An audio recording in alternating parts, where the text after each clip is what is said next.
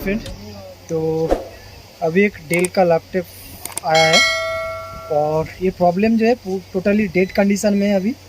और आप लोगों को प्रैक्टिकल दिखाऊंगा कि क्यों डेड है और क्यों शॉर्टिंग है पूरा मदरबोर्ड। चलो स्टेप बाय स्टेप दिखाता हूँ। और अभी तक मेरे चैनल पे नया है तो मेरे चैनल को सब्सक्राइब कीजिएगा, सब्सक्राइब किया तो लाइक शेयर कमेंट करना ना भूलें। चलो प्रैक्टिकल दिखा। ये डेल का लैपटॉप है और ये नॉर्मली कॉमन मॉडल है। इसका पार्ट नंबर क्या है ये दिखाऊंगा स्टेप बाय स्टेप। ये देखिए, ये डेल इंस्पिरन 15 है और मॉडल होगा 5100 होगा ऐसा लग रहा है। इसको ऑन करके ही पता चलेगा। ठीक है, तो फ़िलहाल के लिए मैं आप लोगों को दिखाता हूँ कि डीसी जो है, यहाँ पे मेरा डीसी है। ठीक है, और ये हमारा है और अभी इसको पावर दे रहा हूँ। देखिए, तो देखिए पावर दे रहा हूँ अभी नहीं दिया। देने के बाद ये 5 वोल्ट में कन्वर्ट हो रहा है, मतलब मदरबोर्ड में कोई तो छेड़खानी हुआ है, मतलब शॉर्टिंग वगैरह हुआ है इसी वजह से। तो 19 वोल्ट को कन्वर्ट करके 5 वोल्ट में कन्वर्ट कर रहा है।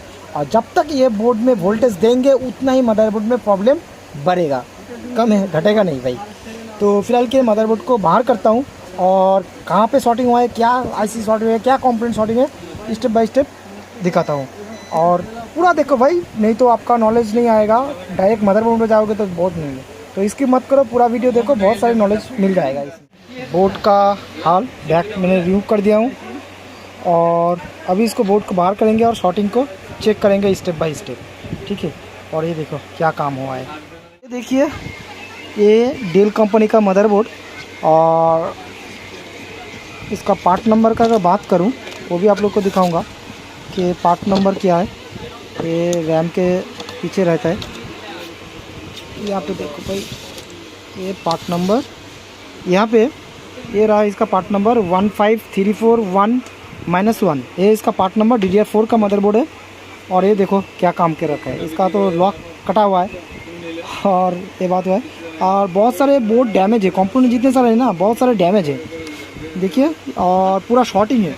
ये देखिए पूरा जो कंपोनेंट है ना, इसका 19 वोल्ट जहाँ जहाँ जाता है वो पूरा शॉर्ट है। आप लोग को टेस्ट भी करा देता हूँ कि देखो भाई कहाँ कहाँ शॉर्टिंग है।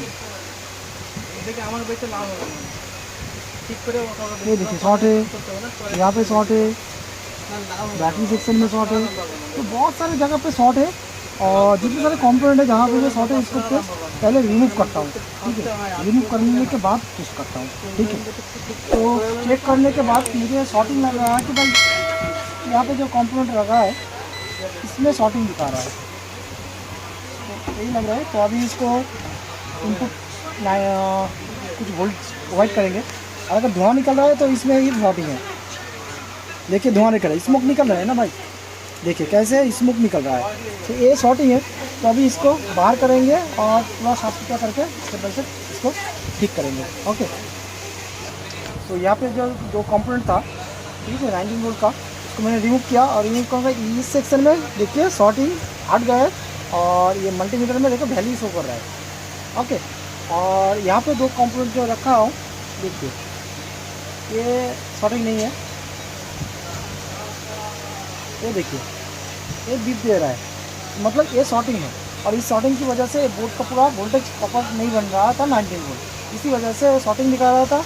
और आपका चार्जर में अगर लाइट में, मतलब चार्जर में अगर लाइट होगा तो उसमें क्या होता है, चार्जर जब भी इनपुट करोगे ना तो उसका आपका जो चार्जर का लाइट है वो बंद हो जाएगा, ग्लो हो रहा है वो तभी बंद होगा, जब भी इसको कनेक्ट करोगे तभी बंद हो जाएगा।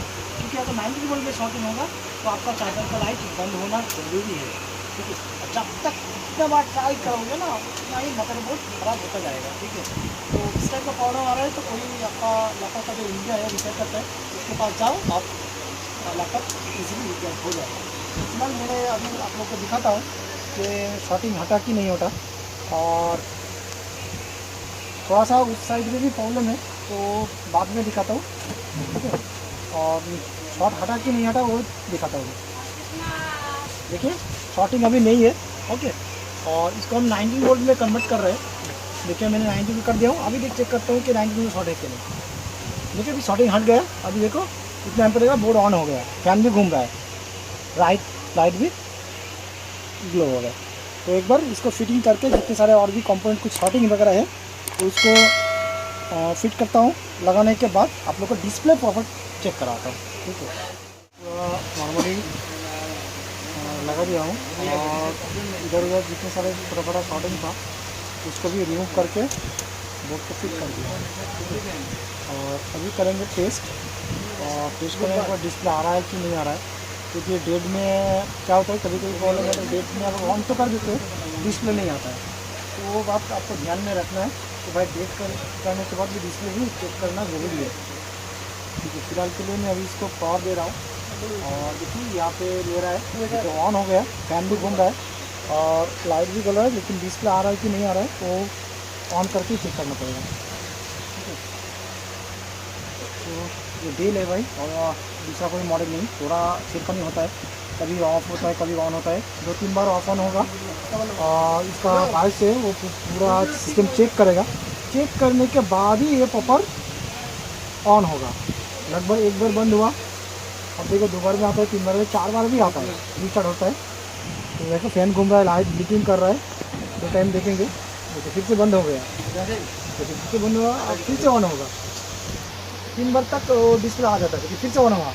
ये एम्पेयर भी देख रहे हो, अभी डिस्प्ले आ जाना चाहिए फिर, तो देखते कब तक आता है। देखो डिस्प्ले आ गया है, ठीक है। नॉर्मल डिस्प्ले में क्या होता है कि 3 बार पर रिस्टार्ट होने के बाद डिस्प्ले आता है, ये आपको ध्यान में रखना है कि डेट लैपटॉप आपको रिपेयर किया, देखा फास्ट साइज में डिस्प्ले नहीं आ रहा है तो और भी छेड़खानी किया, ऐसा मत कीजिए भाई।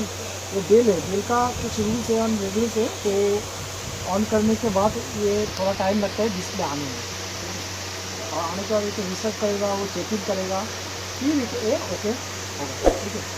तो ये वीडियो कैसे लगा कमेंट में वचन करने के लिए जय।